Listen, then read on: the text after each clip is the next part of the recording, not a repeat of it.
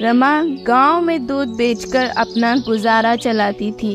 बेटा, अब थोड़ा मेरे साथ काम में भी हाथ बांट ले।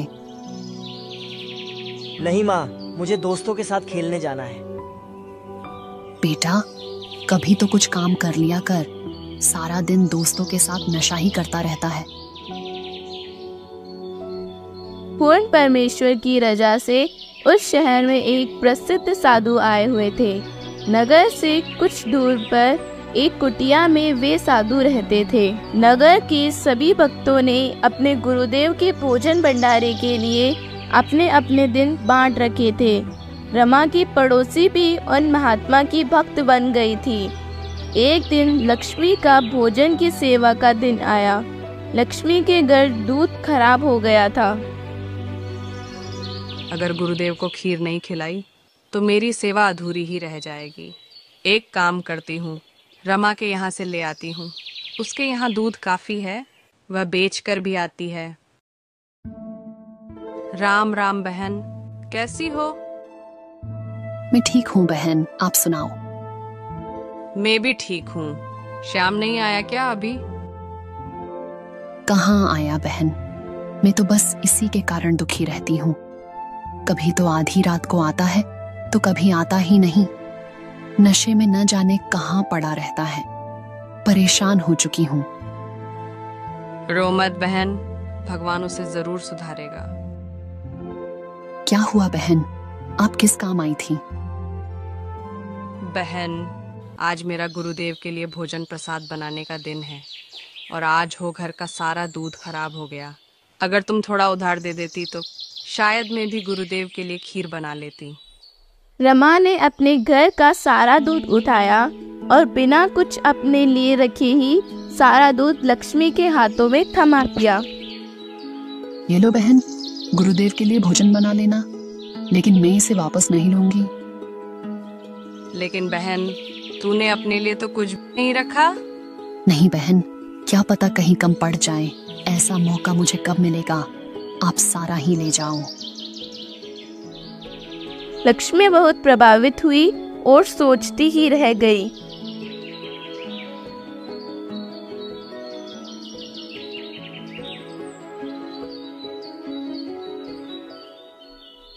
अगले दिन लक्ष्मी ने सोचा कि रमा बहुत अच्छे भक्त स्वभाव की लगती है। सच में इतना त्याग तो मैं भक्त बनकर भी नहीं कर पाई जितना कि उसने मेरे गुरुदेव के लिए अपने घर का सारा दूध दे दिया। लक्ष्मी रमा के पास जाकर गुरुदेव के सत्संग और चमत्कार सुनाने लगी और उसे भी सत्संग में चलने के लिए कहा। बहना, तुम्हारे तो पति है, मैं तो अकेली हूँ। अगर सत्संग में जाऊंगी तो श्याम के चाचा ताऊ न जाने क्या क्या बात बनाएंगे। मैं नहीं जा सकती। लक्ष्मी रोज रमा को आकर समझाने लगी। बहन, सत्संग में तो हर प्रकार के लोग आते हैं। भगवान से लाभ तो सभी चाहते हैं और हम सब भी तो तुम्हारे साथ चलेंगे। लक्ष्मी के बहुत कुछ कहने पर रमा उसकी बातें ध्यान से सुनने लगी। एक दिन रमा मान गई और उसने भी सत्संग में चलने का मन बना लिया। बच्चों, अगर कितना भी बुरा इंसान सत्संग में आता है तो परमात्मा उसे सुधार देते हैं। चाहे वह नशे करता हो या चोरी, भगवान उसे सद्बुद्धि प्रदान करता है। रमा सत्संग से खूब प्रभावित हुई क्योंकि उसका बेटा उसकी एक भी बात नहीं मानता था। उसने गुरुदेव से दीक्षा ग्रहण कर ली। रमा भी अब औरों के साथ सत्संग में आने लगी। रमा अपने गुरुदेव से बस एक ही प्रार्थना करती थी। हे गुरुदेव, मेरा एक ही बेटा है और वह गलत संगति में पड़ गया है। उस पर भी दया करो मालिक। बेटी, भगवान पर विश्वास रखो, परमात्मा दया करेंगे। आप भक्ति करते रहो। एक दिन रमा ने सोचा कि मैं भी तो कभी गुरुदेव को भोजन भंडारा कराऊं, लेकिन सबने अपने अपने दिन बांट रखे थे। भक्तजियों, मुझे भी एक दिन सेवा का मौका दीजिए। मैं भी गुरुदेव को भोजन करवाना चाहती हूँ। लेकिन कोई भी खुद की सेवा देना नहीं चाहता था। बहन, 3 दिन बाद मेरा सेवा का दिन है। उस दिन सुबह भंडारा में ले आऊंगी और शाम का भंडारा आप ले आना। रमा बहुत खुश हुई और उस दिन का बेसब्री से इंतजार करने लगी। तीसरे दिन शाम को रमा बहुत ही खुशी से भोजन बनाने लगी। अचानक रमा को बुखार होने लगा। हे भगवान, इस बुखार को भी अभी होना था क्या? गुरुदेव के लिए भंडारा कैसे पहुंचाऊंगी? भोजन बनने तक रमा को भयंकर बुखार हो गया।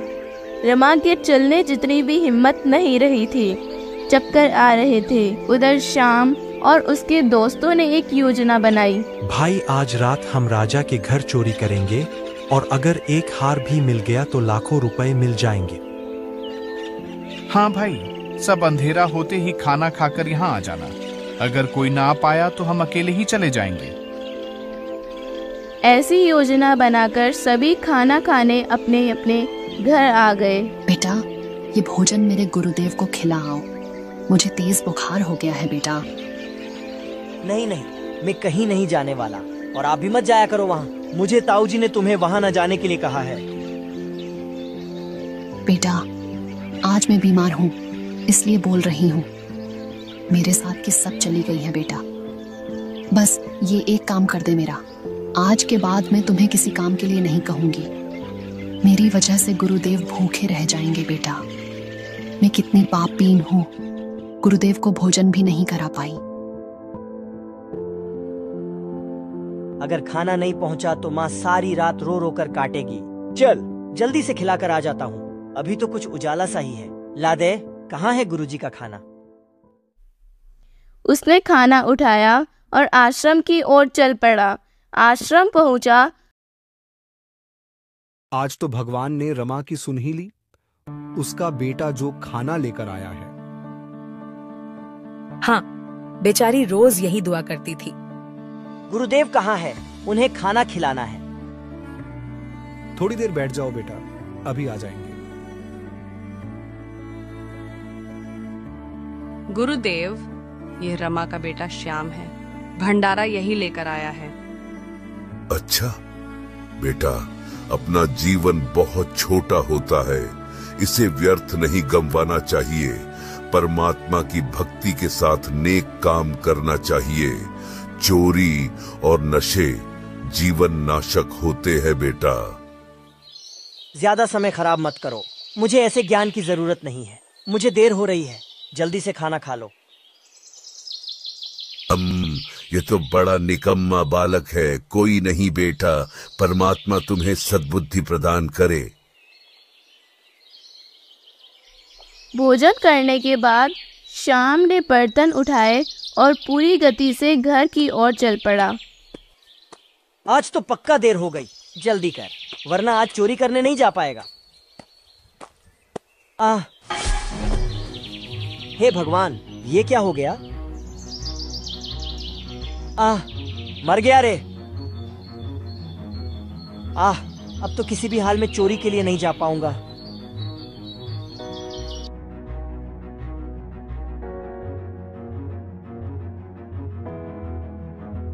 ले पकड़ तेरे बर्तन। आज पहली बार उस आश्रम में गया था और मुझे ये मिला। आज के बाद ना तो मैं वहां जाऊंगा और ना ही तुम्हें जाने दूंगा। हे भगवान, इसे आज ही कांटा लगना था क्या? अब मैं कैसे सत्संग में जाऊंगी? ये निकम्मा अब मुझे भी नहीं जाने देगा। शाम को पट्टी बांधी और दोनों सो गए। उधर शाम के दोस्तों ने कुछ देर उसका इंतजार किया। भाई, मुझे नहीं लगता श्याम अब आ पाएगा। हाँ, सही कहा तूने। चलो हम तो चलते हैं। तीनों राजा के महल में चोरी करने चल पड़े। वहां उन्हें सैनिकों ने पकड़ लिया। राजन, जब इन्होंने राजा के महल में भी चोरी करने की ठान ली तो ये नगर के लिए भयानक साबित होंगे। इन्हें कड़ी से कड़ी सजा मिलनी चाहिए। हाँ, नगर में बहुत सी चोरियां हो रही हैं। इन्हीं जैसे चोर उचक्के कर रहे होंगे। इन्हें तो सूली से मौत के घाट उतारा जाना चाहिए ताकि सभी में चोरी का खौफ हो।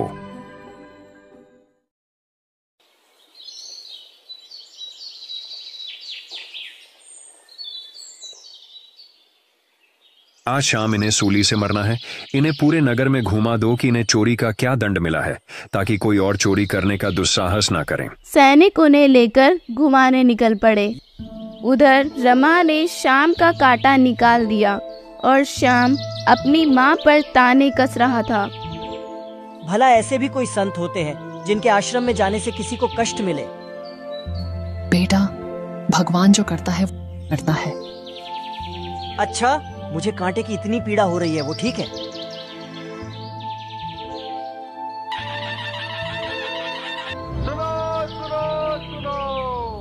ये तीनों चोर राजा के महल में चोरी कर रहे थे। इसकी सजा में इन्हें आज शाम सूली से मौत के घाट उतारा जाएगा।